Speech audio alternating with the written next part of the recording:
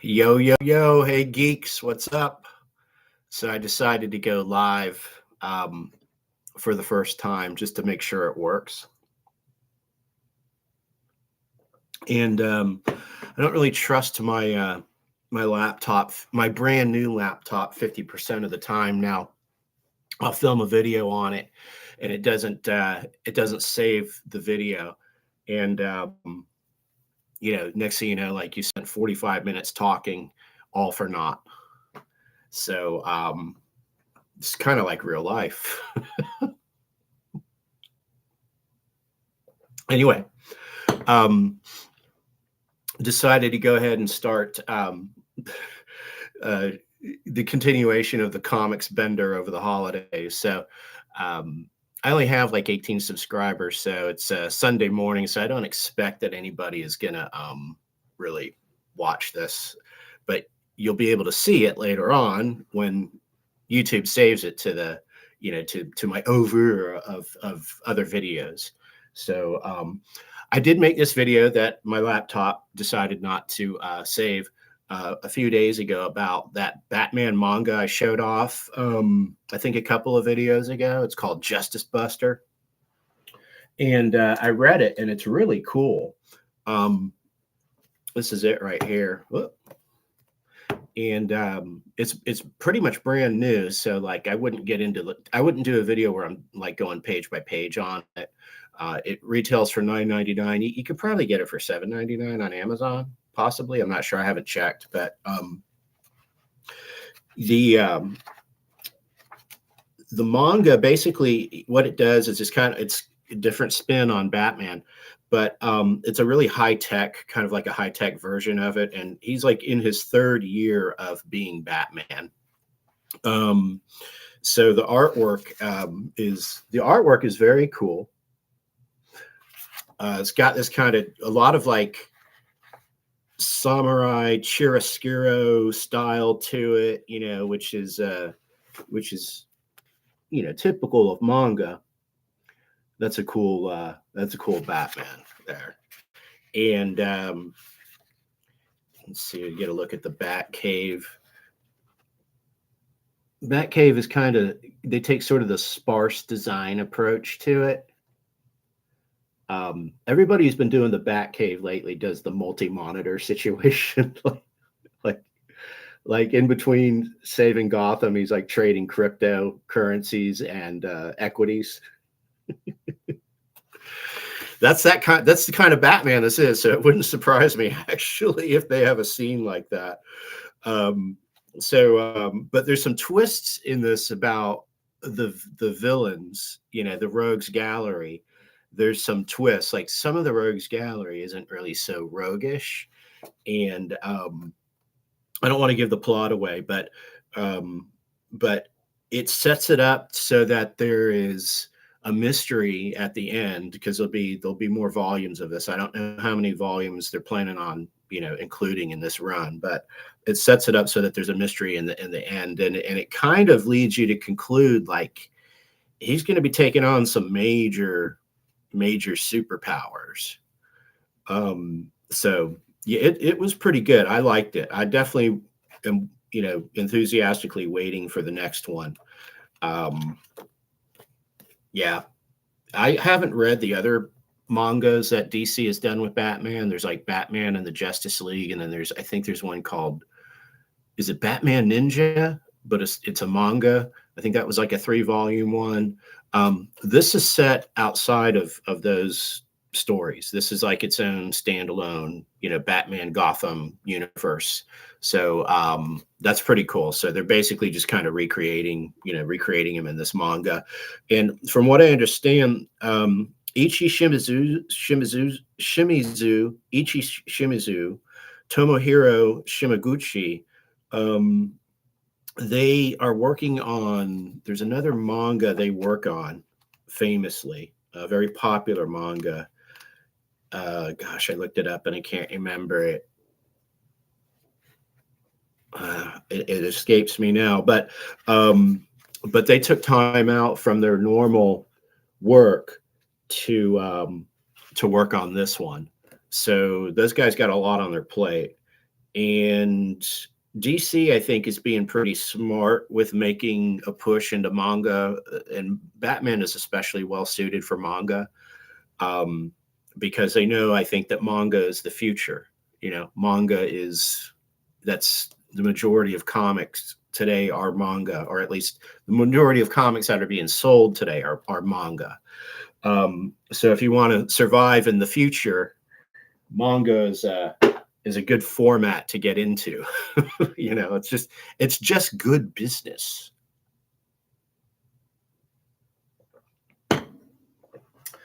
I promised to show this off. This is a Batman, Portraits of the Dark Knight and His World, Batman Masterpieces. This book is crazy, man. This is a wild book. So Batman has been murdered, and his only arch enemy, the Joker, can find out who done it. Batman Masterpieces presents this classic adventure, an instant hit when it first appeared in the DC Comics / Fleer Master Series card set, illustrated with spectacular paintings from some of today's top comic book and fantasy artists.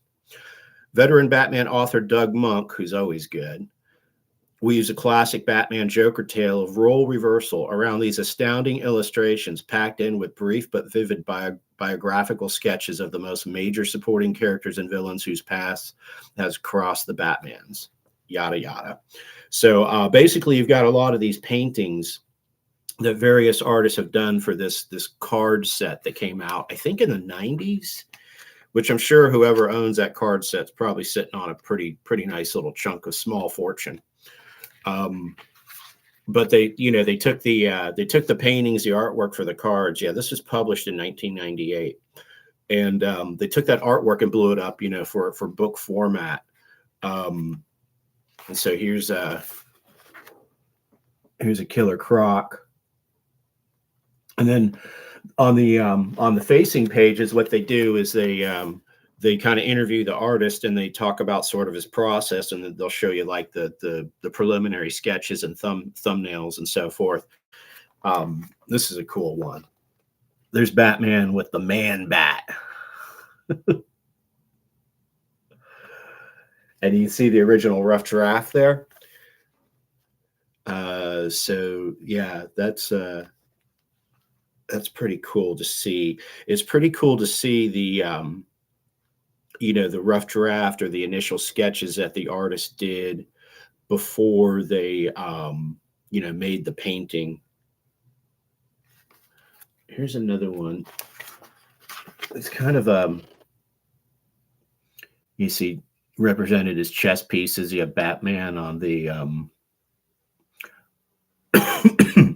on the horse there, and the bishop. So you have bishop and knight, and the Riddler, I think, is who the bishop is supposed to represent.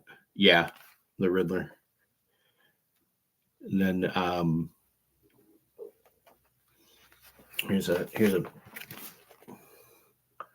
penguin. I like those penguins flying through the air.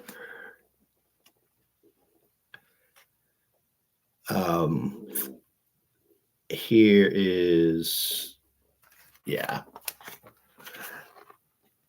Talia Raza Ghul, or Talia al Ghul, and Batman, the ever ongoing romance or frenemy romance.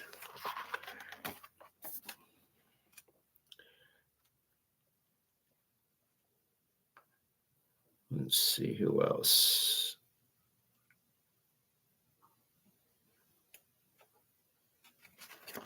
Here's the Joker as kind of as a detective. I guess he's looking into the supposed death of Batman. Probably should do a full video on this. Robin poking around in Commissioner Gordon's office and getting busted.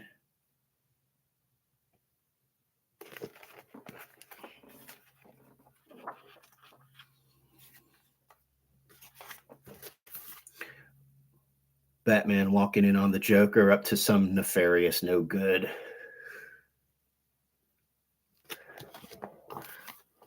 Yeah, pretty cool book. I got it for like $5.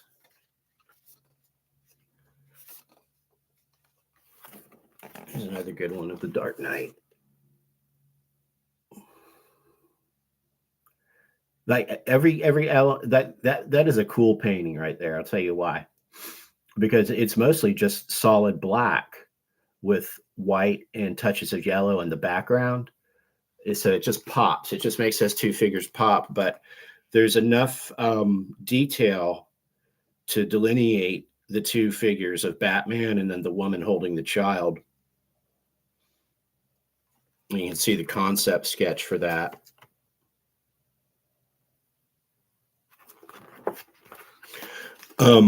As far as the artists, yeah, there's various artists. Scott Hampton is one. There's another one. I think the guy's name is Dermot.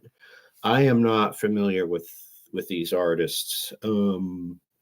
Yeah, Dermot Power is the other artist. So I think there's 3 or 4 artists that kind of work, excuse me, on this material.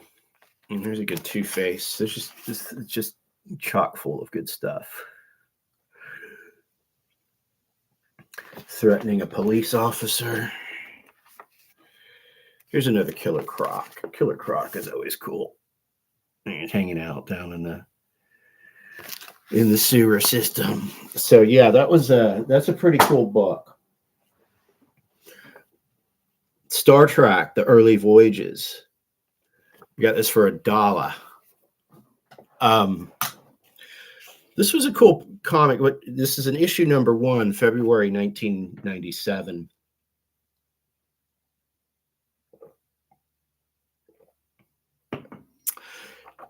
Coffee, the pause that refreshes, and it's a good shape. But yeah, early Star Trek Early Voyages. So this starts out with the Pike, Captain Pike or Commander Pike era, early Spock, and number 1. And the story is written by Dan Abnett, who's always good. Dan Abnett is an awesome writer. I love his Warhammer stuff.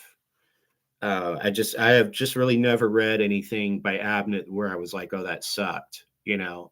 And the guy is just a machine. I mean, I see his name everywhere. Yeah, he's he's like one of those writers you basically can put like the quality stamp on him, like, you're going to get a pretty good story and there's not a bunch of BS in it. Patrick Zurcher does the pencils with Greg Adams inking. The artwork is sufficient. I mean, the artwork is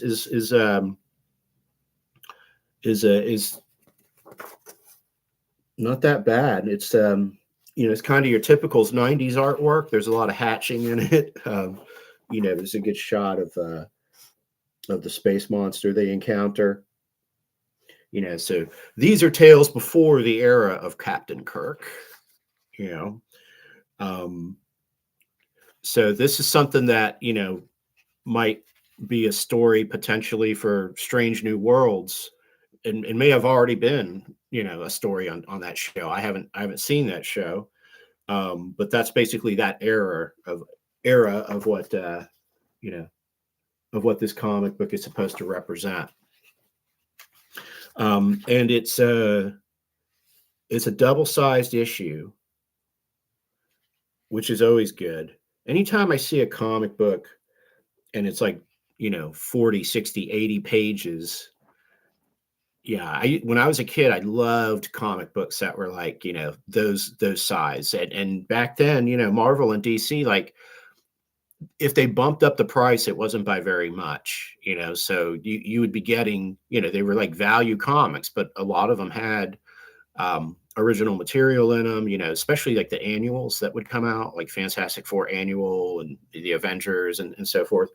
And then some others would have, maybe some original material, but then like some reprints, that you hadn't seen, but they were, it was always fun to be able to pick up a comic book and know that you were going to read through at least 40, 60, 70, 80 pages of it and not just get your standard, like, I think back in the day, I think the standard was like 24 pages, maybe 26. It may have varied here and there, with the ads and so forth.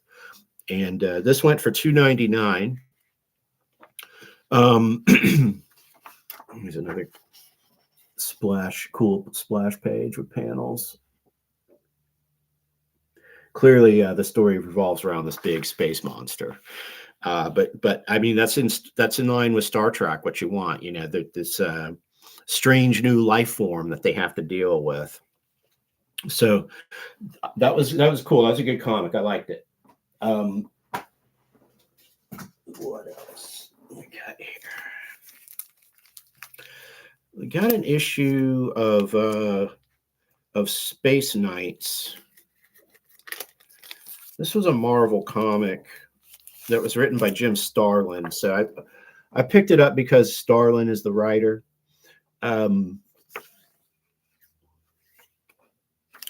Check out this ad on the back for Star Wars Demolition on PlayStation. So this is another 90s comic. You can see in this one, like, there was like the beginnings of like the sort of digital coloring, they were doing with the artwork. So they were getting really heavy into, just farming out the coloring of the comic to like these digital studios or these colorists who are very conversant with the nascent digital technology at the time. And to this day, I still am not like a big fan of digital coloring. The renderings are good. The artwork is cool. The penciler, does a good job drawing these mechanoid figures. Chris Batista. So Starlin wrote it. Batista penciled it and plotted it. So, it means he probably did most of the layouts off of Starlin's script. Tom Chu and Illusion Art provided the colors. So since you start seeing in the 90s, there's a lot of sort of like these digital studios that just kind of they Marvel just kind of farmed out the color to them, and other comics publishers too, I'm sure. But yeah, this is issue number 3 of 5, and I want to say that I've got a couple of other issues. I think this series came out of the Marvel's Epic magazine. I think that's where it had its genesis. So, but reading it, yeah, I didn't really know a lot about what was going on. I didn't know too much about the heroes. It was not, I would say, kind of typical for a Starlin comic. It seemed to be a little bit more melodrama than actual sort of like cosmic mind expansion, superhero themes, mythological arcs, and so forth.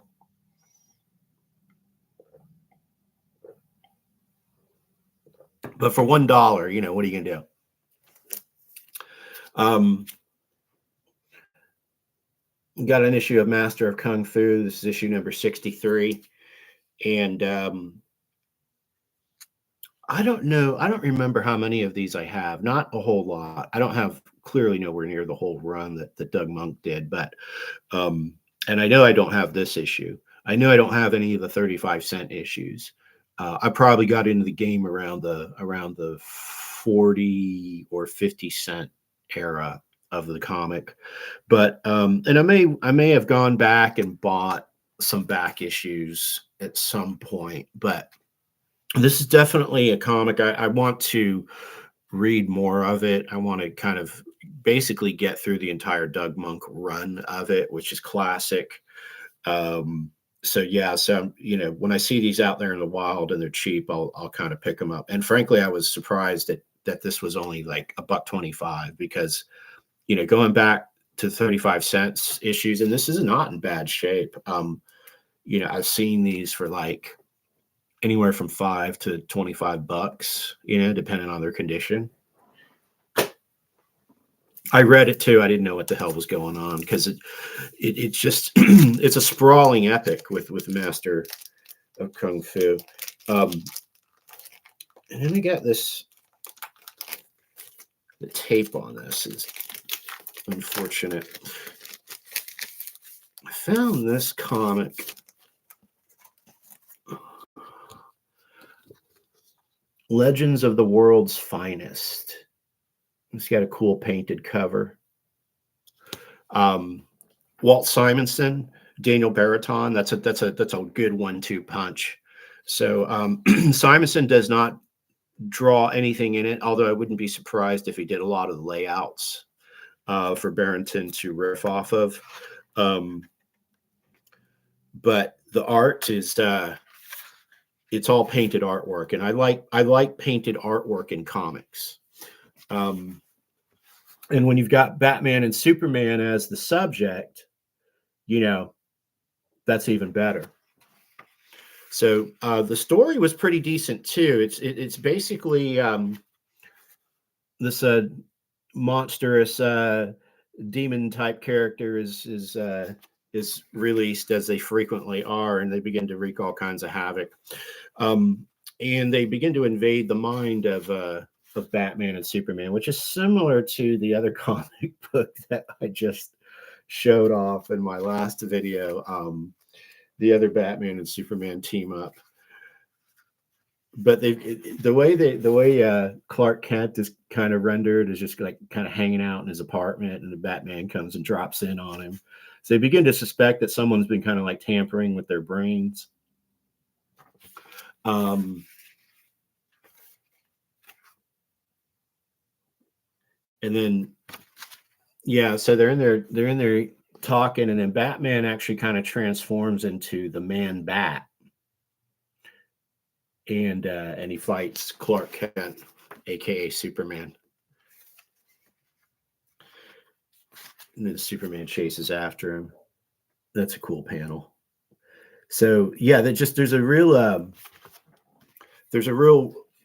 like vitality and urgency to this painted artwork.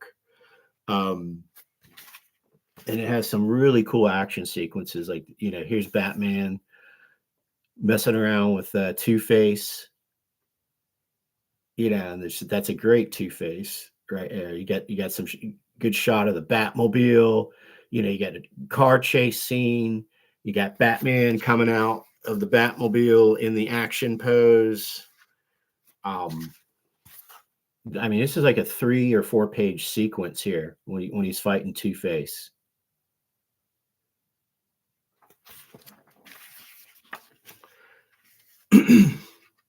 So that was cool. And unfortunately, the book ends on a cliffhanger, because this is a kind of a, I guess it's not Baxter paper. It's actually a cut above that. It's a high quality paper, and it's kind of a semi-trade paperback. It's sort of a, you know, this is a hard cardstock, good cardstock cover. This part here is embossed. You know, it has an end page graphic of like these clouds.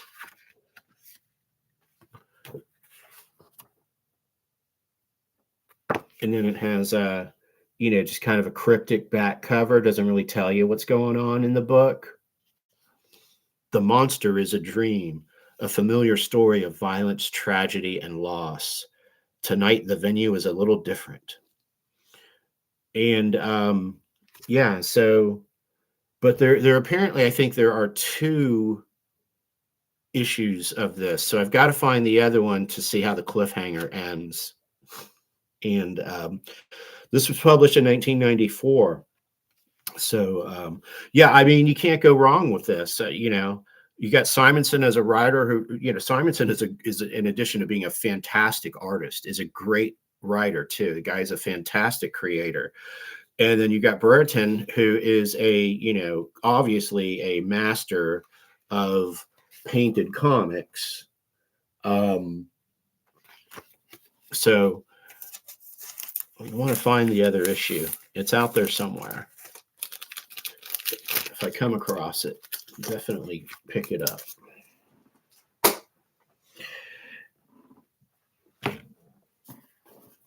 Out of This World. So this book, this is part of the Silver Age Classics series. And I got a couple of these. It's basically a reprinting of a lot of a lot of old science fiction comics. Check out these end pages, man. They do the kind of like the inverted, you know, the actual negative, or at least it's a facsimile of the print negative. So back in the day, like you would take this artwork and you would paste up this lettering, and you would put it underneath this. You would put it on this platform, basically like a table, and then you'd have this massive camera with this big bright light bulb, and you would manipulate this little device with an eye finder to get this into focus as much as possible as it laid on the surface. And then you would click this button it was like a cable that was, you know, because you didn't have wireless back then, and it would take the picture of the artwork, but it would create a negative. And this is what the negative would look like. So it's all black and white. There's no color or anything like that. And the idea would be to get as sharp an image as possible. And then you would take that negative, okay, and you would put it into this thing. It looked like an oven. You would put it on a sheet of aluminum that was coated with some kind of particulate surface. So let's say this is the sheet. You would put that negative photo on that sheet and put it into like this thing that looks like an oven. And you would basically blast it for like 30 seconds, maybe a minute. And it would burn the negative image onto that metal sheet. So when the metal sheet came out, you would have this negative burnt into that sheet, molecularly burnt into it. And then you would take that sheet, that metal sheet was very flexible, like you could bend it. So, you know, not like aluminum foil, but like, you know, but flexible. And it was the exact size of a canister. And the canister was the canister that was in the print machine. So you would take that sheet, and the top of the sheet would have these little holes punched into it.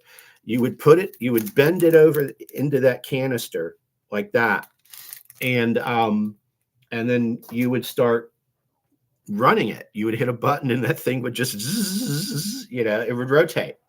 And you would have to take a big can of paint, and only one color at a time. So back then they only used 4 colors.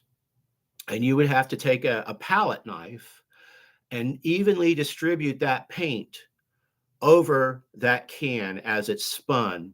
And it would make contact with paper. You put the paper in the register. It would make contact with the newsprint paper, and it would create, let's see if there's a color. It would create this.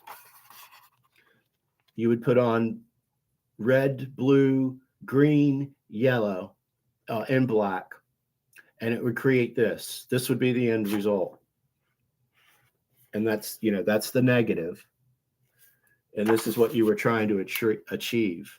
Now, if you messed up the amount of paint that you put on the print machine, it would destroy, you know, the image. It would be like, you got to throw it out.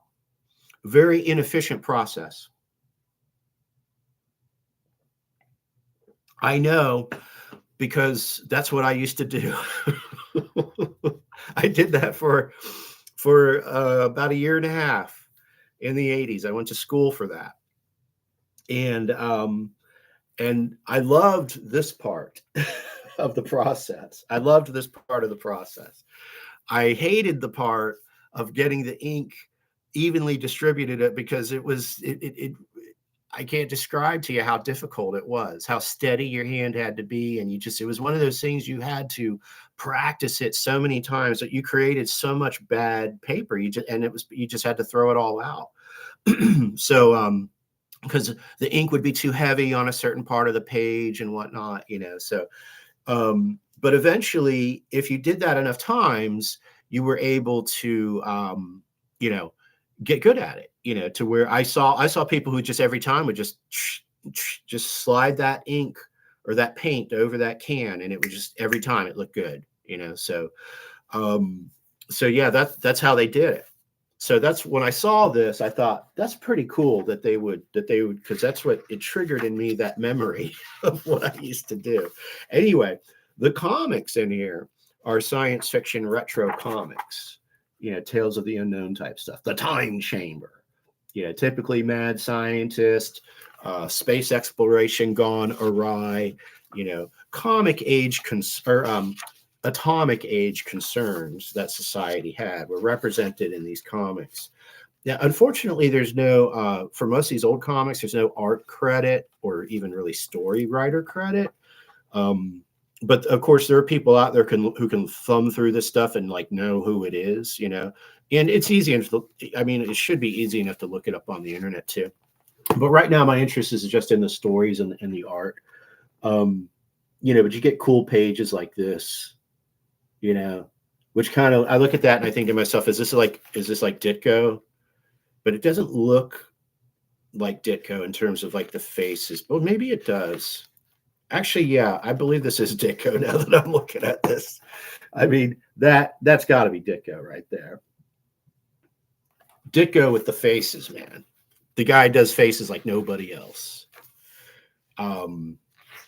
So it's all these kind of tales of mystery and strangeness, and like here's one. Strange Journey. Yeah, you got the 1950s square with the glasses and the and smoking the pipe, and let's see. He was editor of a mystery magazine and needed one more story for tomorrow's issue. He would work all night if necessary to create a new story, but where would his inspiration come from? Strange Journey. In the first panel here, he says, "Now that everybody has gone home, I can work in peace and quiet. But what shall I write about? I can identify with this character." Jeff Mason had begun a dozen stories, but none of them satisfied him. It's after midnight. A cup of coffee in the all-night lunchroom downstairs might help. Amen to that, brother. Amen to that.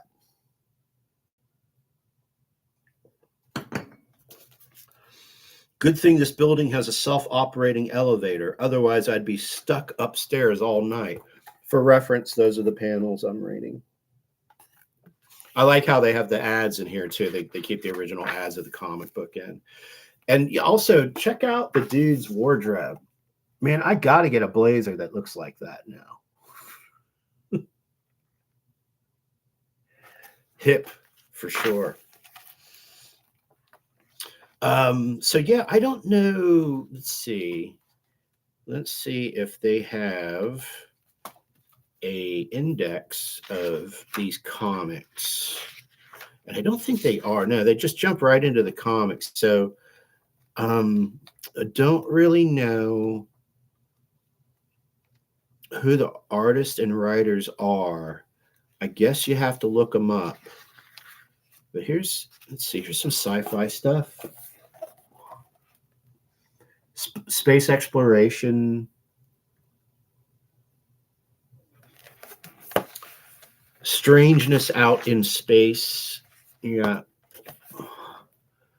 flying saucer, baby. Flying saucers.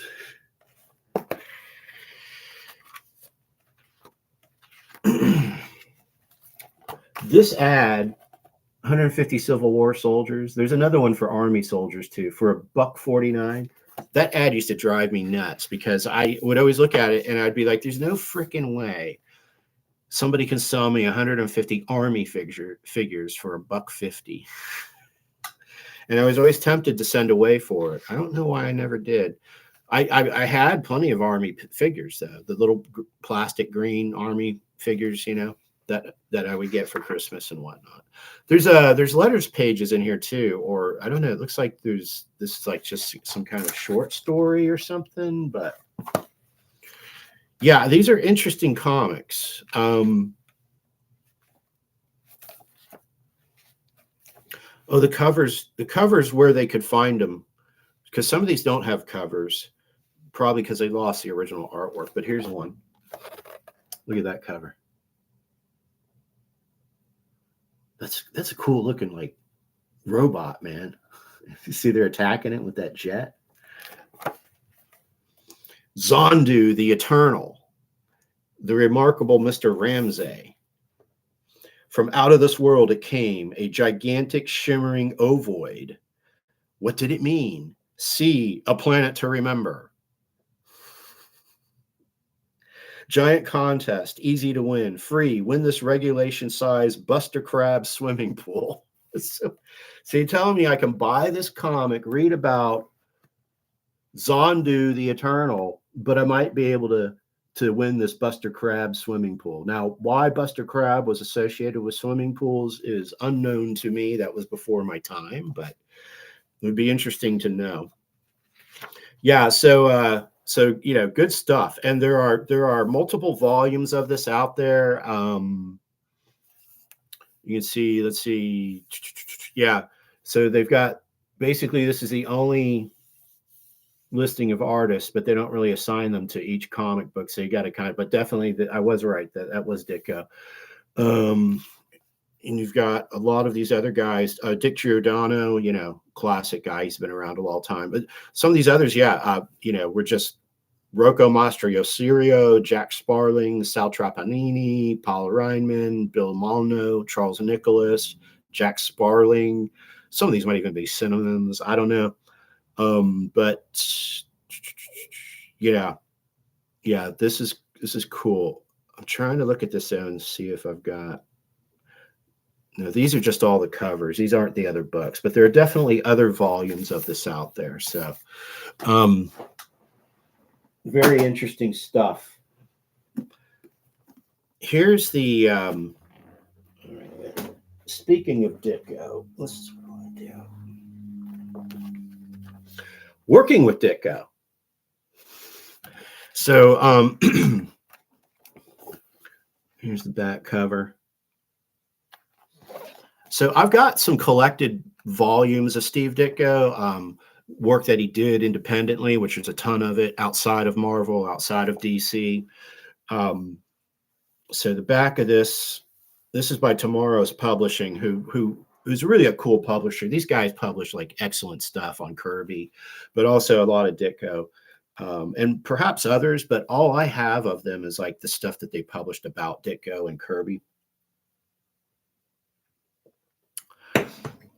It says here, a fascinating account of collaborating with the enigmatic comic book master.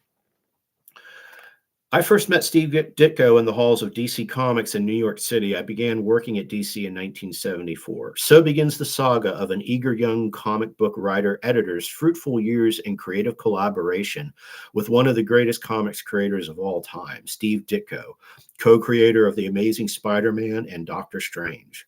As a team, Jack C. Harris and Ditko worked on numerous projects, including Shade the Changing Man, The Legion of Superheroes, The Hulk, and much more. This heartfelt memoir includes never-before-seen Ditko artwork and an insider's view of working with comics' most mysterious practitioner. And that's really, well, I mean, the unseen artwork, of course, is always, you want to see that. But just the fact that somebody kind of wrote about their experience working with Ditko, who is a really, like they said, enigmatic guy, I think, to say the least. If you know anything about him, he's an interesting character. And he was, but he was basically a recluse, especially in his latter decades of creating. And on YouTube, there is a really good documentary that was done just before Ditko's death, and it's oh God, what's it called? You all have probably seen it.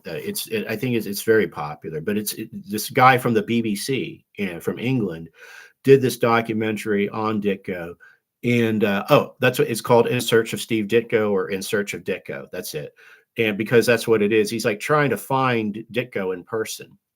And at the end, he finally does, because Ditko is famous for like not appearing in person. He wasn't taking interviews.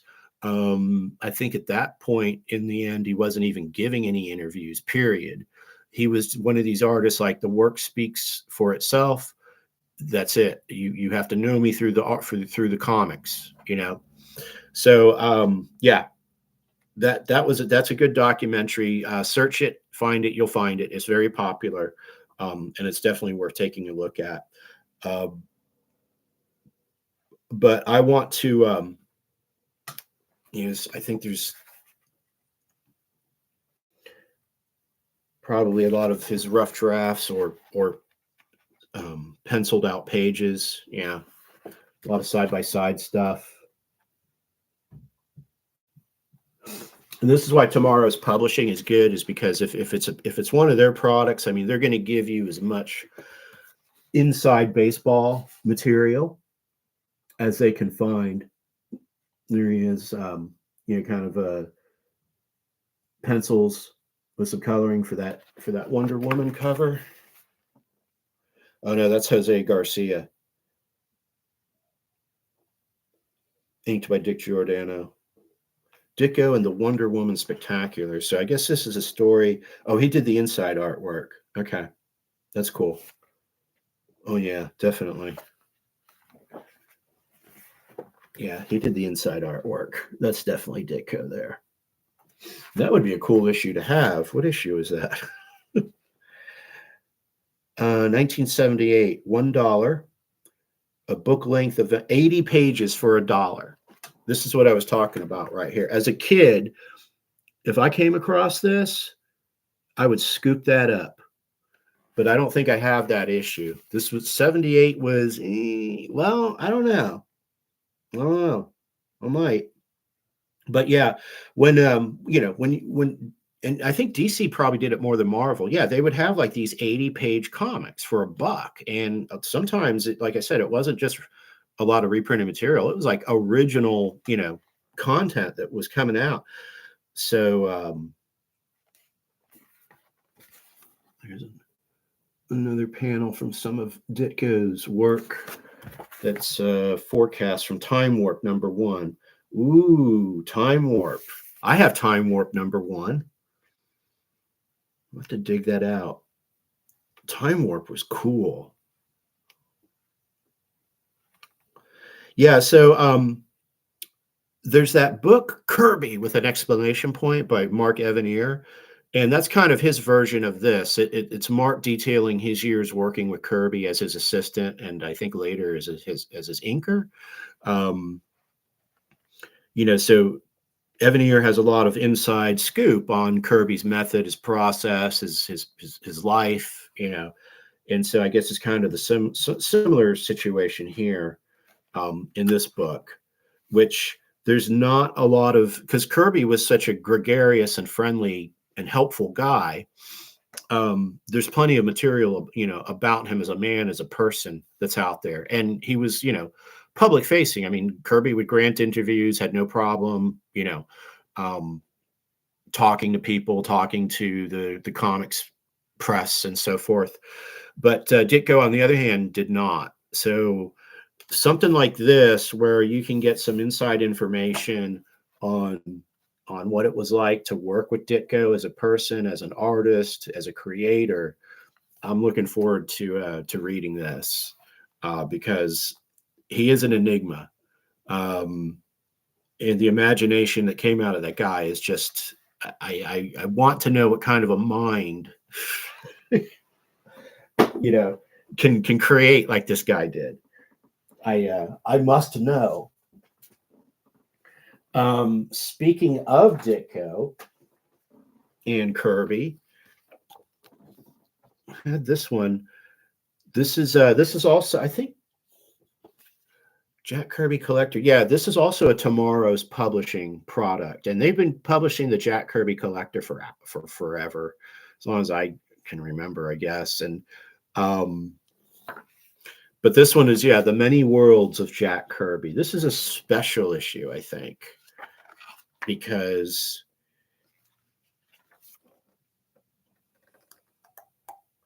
let's see what their editorial says.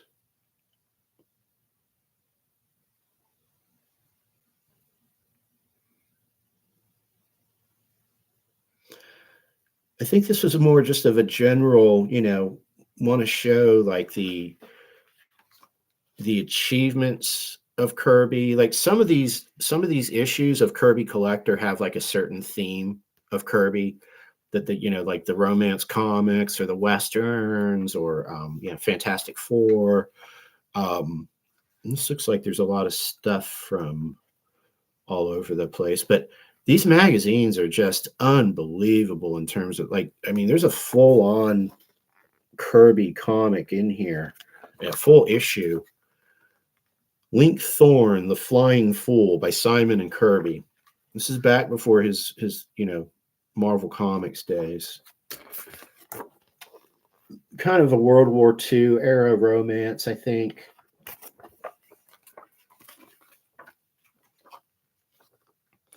Here's some work from Fantastic Four around the Black Panther. But I love this. I love this opening page here.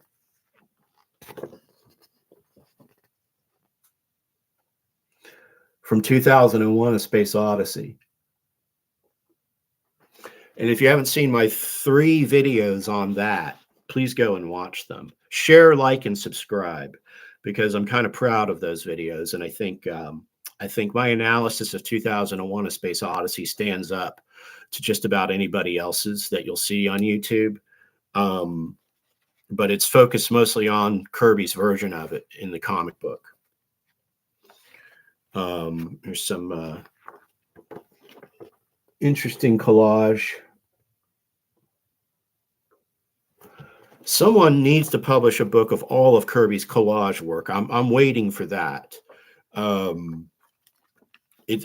got to think it's going to happen. I can't be the only person that's come up with that idea. I know it'll be a lot to probably pull together a lot of that artwork because it's with DC, it's with Marvel, it's with, hopefully most of it's with Kirby's estate. Let's see. Okay, this picture I'm going to show is from the Kirby Museum, and it's Tom Kraft with an oversized version of 2001: A Space Odyssey, a Treasury edition. I will check that out. And if that actually has the pages reproduced in it within, and it's not just a facsimile of the covers, I want that. That's like poster-sized pages. That's awesome, man. That's awesome. I mean, the Treasury-sized edition was cool as it is, but to have one that's like 3 times that size. Yeah, check this out. This is why this magazine is cool. Okay, here is just some of the collage work that he was doing. And, this didn't make its way into any of his comic books. This was just him being an artist. This was just him being an artist. Let's see what the caption says. A 1966 collage by Kirby measuring 21 by 15. As Jack's acceptance into the art world has grown over the years, so has the appreciation for his collage work and the accompanying prices for original pieces such as this. Let's see. TJKC reader Ted Krasinski sent us some salient commentary about Kirby's collage work. After unsuccessfully attempting to put together an essay about Jack delving into this medium, Ted realized I wasn't sympathetic enough to the material. I discovered 2 things: that all these split covers Jack did for Marvel back in the 60s qualified as collage work. I hadn't been willing to call it that when I started. And that Jack's legitimate collages seemed to allow him a freedom that his regular work didn't. The line work that entirely occupied him was without color. The collages brought that color back. Pieces like this have suffered from inks fading and paper yellowing over time, and deterioration and staining from the rubber cement Kirby used to glue them to the artboard. Their aged patina gives them a new personality all their own. Yes, but I hope that they take steps to preserve these from decaying too much. But yeah, this is cool. Like, you would have never seen this in any of the comic books that he did. Clearly he's playing around with semi-science fiction themes. A lot of female figures, a lot of female characters. Almost me looking at it, almost kind of, I don't know, I get the word Odysseus comes to mind for some reason. Ulysses, there's something Homeric about it. You know, like these women, like maybe represents like the sirens, the siren call. There's a space aspect to it. Yeah. So his collage work, I would love to see more of that work that didn't show up in his comic books, the stuff that he just did personally for his own gratification. You know, as an artist who's beginning to experiment with my own collage work and has done digital collage in the past, Kirby's work definitely warrants study. So yeah, these magazines are cool. They reprint all kinds of pages from his vast body of work. And they have articles and essays about it, any backstories. I mean, this is Kirby history. In fact, this article here, yeah, it's about Kirby's secret societies. So they'll go and look at like all the themes in his writing, in his comic books. So this one, yeah, is, you know, secret hidden civilizations, lost and hidden civilizations. Very, very cool. Very cool. That was the winter of 2022 issue. Batman One Dark Knight. Is this the one by Jock? Yeah. This is written and drawn by Jock. And so I wasn't familiar with Jock until I picked this up, and I instantly loved it. And this is why. Awesome artwork. In fact, it looks a lot like that manga that we looked at 52 minutes ago. You know, and this is, you know, these DC Black Label books are magazine sized, and I guess they're kind of maybe supposed to be more adult, mature reader themed, I think. And they've got some that they did years ago of The Question, which I have copies of that. I don't know specifically though what the intent of Black Label is. I don't know if it kind of focus on superheroes like Batman and The Question, or if it has like, I don't know if there's copies of like Superman stuff out there or whatever, but I think these are all supposed to be sort of contained one-shot stories. Or maybe not. Those Question ones that I have seemed to be like numbered. But the artwork in this is just badass, man. Just, you know, for modern comics, this looks great. This one looks great. Again, I'm not a huge fan of digital coloring, which clearly has been used here, but there's enough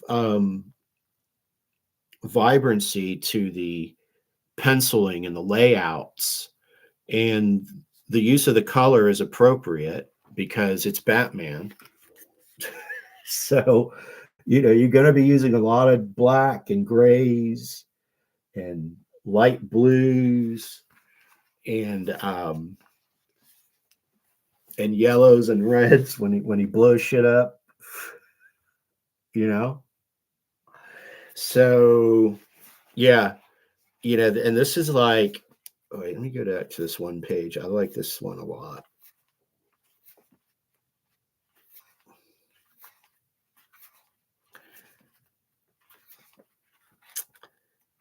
Where's that page at? I just saw it. These things are big. There's one, but it's not the one. There's this, here it is. This page here. That's kick-ass.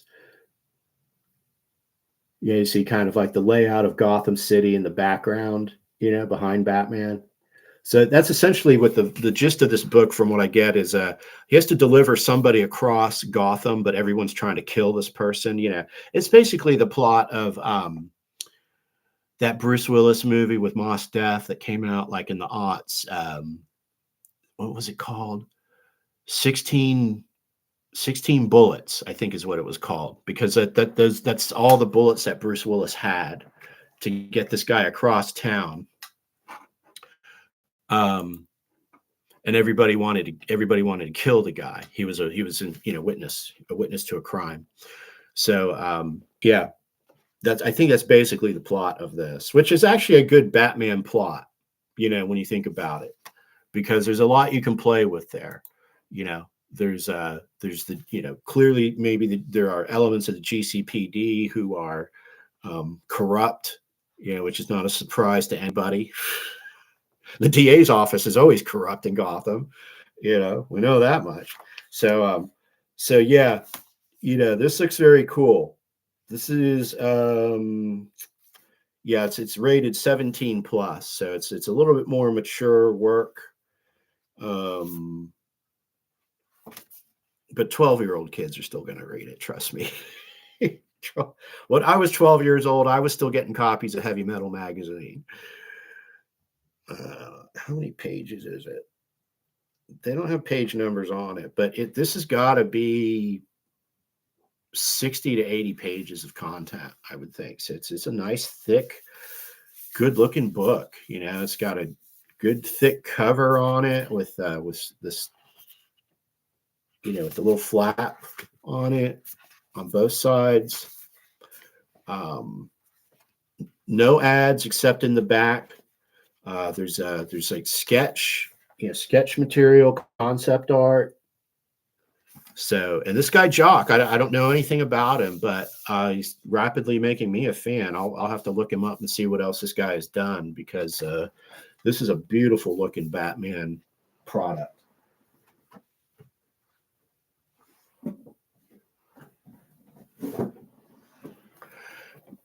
DC Showcase Green Lantern. 500 books or 500 pages for only $10. So this is Green Lantern starting out, Showcase issue number 22 and 24 when he debuted, and then Green Lantern number 1 through 17. So this is old school original Green Lantern, in black and white.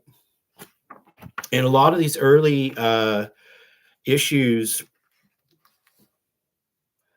were drawn by Gil Kane. In fact, maybe just about this whole book, I think, the art was by Gil Kane.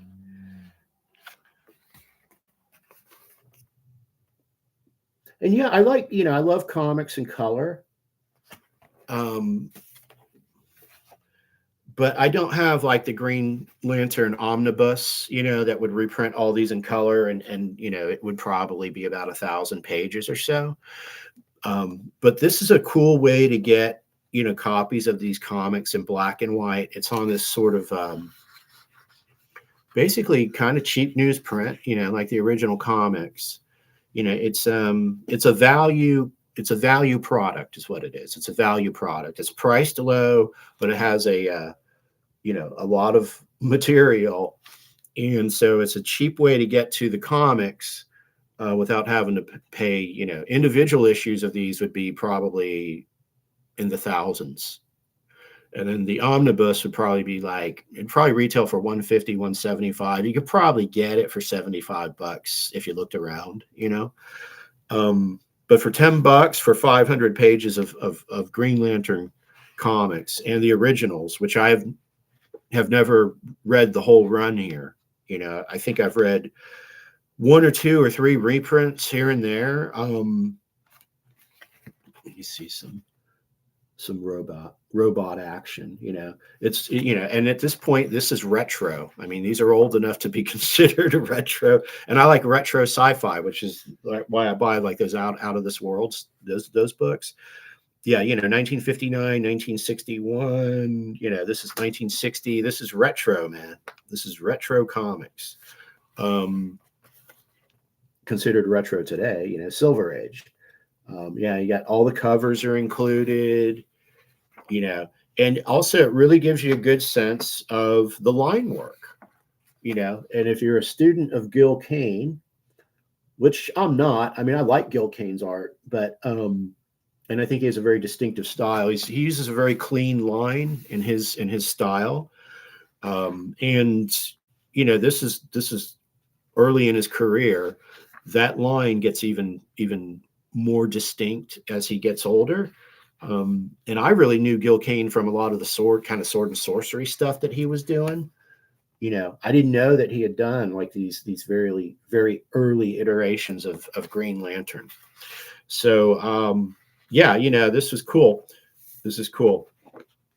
And I like this format because I think this is like, it's kind of manga-esque in that you've got a lot of material on this cheap paper in black and white. And I know DC and Marvel have, published tons of these volumes to kind of cover all of their titles.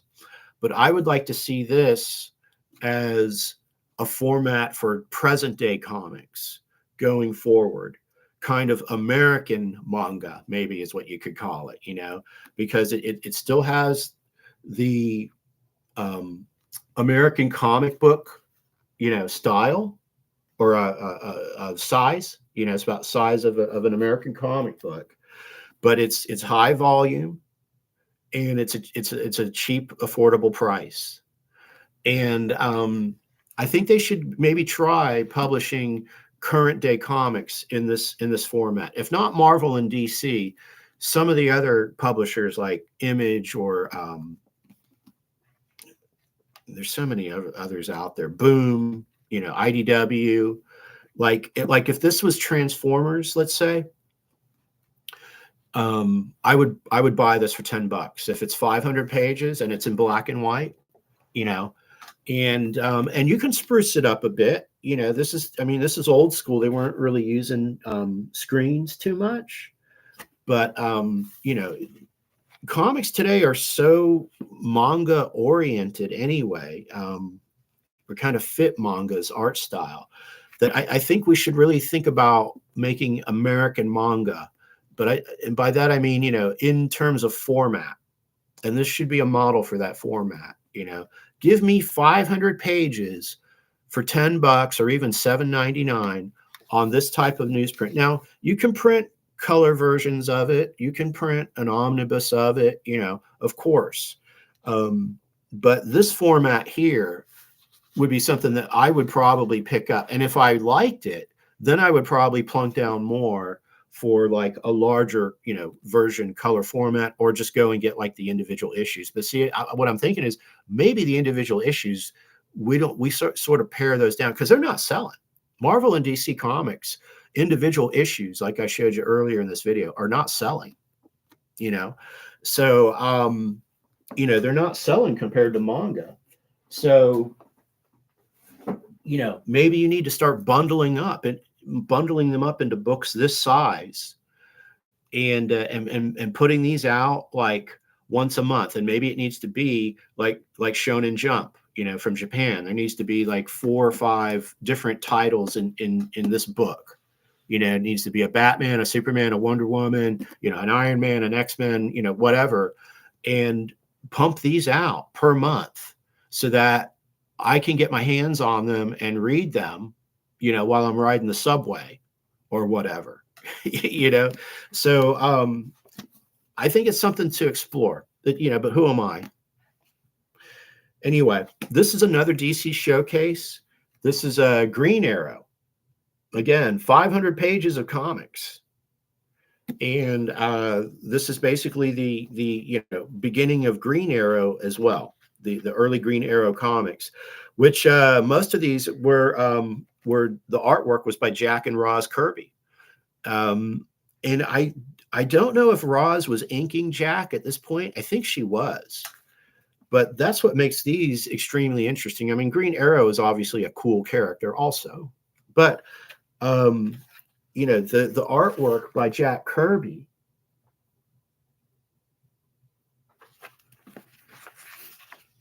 So, you know, I had to pick this up, man. I mean, this is, and what was cool about these early, you know, and as we know, Green Arrow and Green Lantern eventually, you know, teamed up and became best friends and whatnot. So, you know, these early Green Arrow stories had a lot of science fiction elements to them because that's what was big back in, you know, I think back in this time period, in the Silver Age, you know, still kind of the Atomic Age, still a lot of sci-fi elements. Oh, here's an appearance by Superman.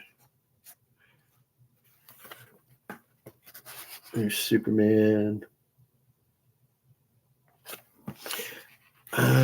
They don't have the covers, or maybe it could be they have the covers where they find them, but no, I don't think any covers show up in this book.